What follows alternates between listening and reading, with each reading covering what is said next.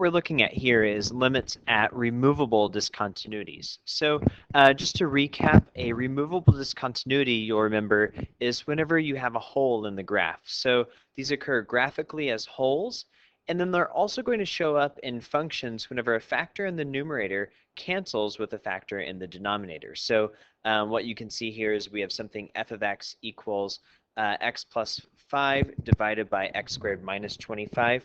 And if I were to factor this, what I would have is x plus 5 divided by x plus 5 times x minus 5. So really what this is 1 divided by x minus 5, where x cannot equal negative 5. So a removable discontinuity in this case is, it looks like the function 1 over x minus 5, so that's a rational function with a vertical asymptote at 5, and then we're also going to have a hole in the graph at x equals negative 5. So whenever you have a rational function and it has a removable discontinuity or a quotient function with a removable discontinuity, there's a couple of ways that you can go about finding out if it has one of these. So the first thing to do is to always revert back to direct evaluation of a limit. So in this case, I have the limit as x approaches 5 for x squared minus 25 divided by x minus 5. And if I were to plug 5 in, I'm going to get 5 squared minus 25 divided by, 5 minus 5. What that gives me then is 25 minus 25, which is 0 divided by 0.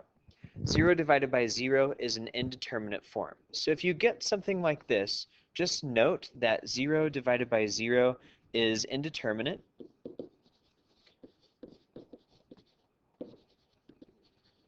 And whenever you have something that's indeterminate, that means that your limit is still going to exist. You just have to do a little bit more work to figure out what it is. And the two things that you're going to have to do, or try, is you're going to maybe try factoring, conjugation, or something called L'Hopital's rule. But for today, we're just going to factor on the or focus on these two, factoring and conjugation. So let's look at factoring first. Say we want to find the limit as x approaches negative 3 for x squared plus 5x minus 6 divided by x plus 3. So this is clearly a rational function here. And what I'll do is I'll directly evaluate it first just to see what I get. So I have negative 3 squared plus 5 times negative 3 plus 6 divided by negative 3 plus 3. I can clearly see that I'm going to have a 0 in the denominator. But in the top, it looks like I have negative 3 squared, which is 9, plus negative 15 plus 6, which if you add all of those things up, you're also going to get 0. So my direct evaluation results in an indeterminate form, which means I need to try something else. So in this case, let's try factoring. So we've got the limit as x approaches negative 3 for x squared plus 5x plus 6 divided by x plus 3.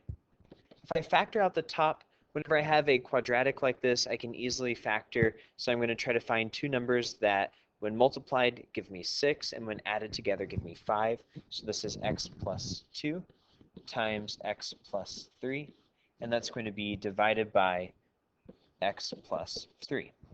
So what I have now is I have a factor in the top, x plus 3, that cancels with a factor in the bottom. The reason that these factor is because you're multiplying x plus 3 by its reciprocal, which is 1 over x plus 3. That always results in the multiplicative identity 1. This leaves me with x plus 2.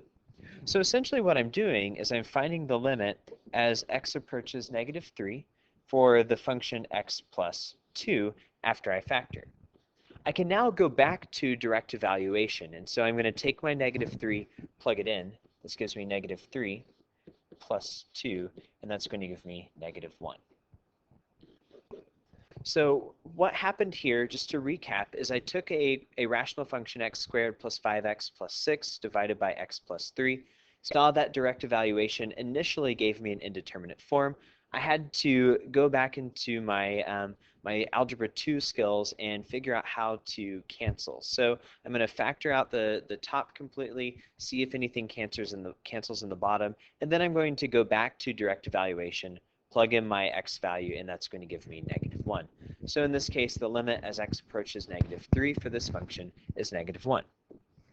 The last case that we're going to look at here is whenever you're dealing with a function that looks like this. These functions look rather complicated, but they're not. So again, what I'm going to do is I'm going to start out with direct evaluation. So I'm going to see here that if I were to take the limit as x approaches 0 and I plug that in, then I get the square root of 0 plus 2 minus the square root of 2 over 0. This gives me 0 over 0, which I know is indeterminate. So what I want to do is rewrite this as limit as x goes to 0 for square root of x plus 2 minus square root of 2 divided by x. There's no way to factor this because, well, it's not a polynomial and it's not something that's easily factorable. I don't have common terms in the top or in the bottom that are going to easily come out. So the technique that I use here is something called the conjugate. So I'm going to take the quantity that I have. I'm going to take square root of x plus 2, square root of 2, but instead of subtracting, I'm going to add them. So I'm just changing the sign that's in the middle. So I do that in the numerator and in the denominator. So what I have is square root of x plus 2 minus the square root of 2 times square root of x plus 2 plus the square root of 2 divided by x times square root of x plus 2 plus square root of 2. Whenever I FOIL in the top, or whenever I use the distributive property, I'm going to multiply each term in both of my quantities here together, and what that's going to do is create a perfect square. So square root of x plus 2 times the square root of x plus 2 is just x plus 2. Whenever I have negative square root of 2 times square root of x plus 2, let's just write it like that. Negative square root of 2 times square root of x plus 2. That's going to cancel then with positive square root of 2 times x plus 2. And then my last term then is negative root 2 times positive root 2, which is minus 2. I know that's a little scrunched on the end, but it'll work. So we've got x times the quantity square root of x plus 2 plus root 2 then on the bottom. So what this is going to end up giving me then is x plus 2 minus 2 in the top, because these two terms in the middle are going to cancel each other out. And all that's divided by x times, and then here I have square root of x plus 2 plus square root of 2. So in the numerator, you can clearly see that 2 minus 2 is 0, leaving me with an x. I have an x times square root of x plus 2 plus square root of 2. So what I'm going to end up doing here is I'm going to take my limit as x goes to 0.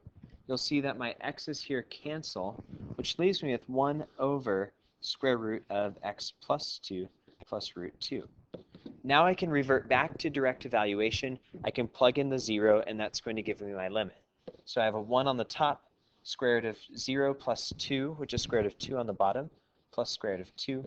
Since I have two square roots of 2, this is 1 divided by 2 root 2.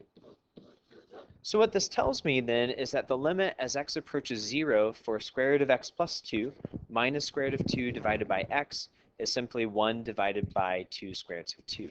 So what I had to do was I had to use something called the conjugate, which is simply changing the middle sign in order to create a perfect square.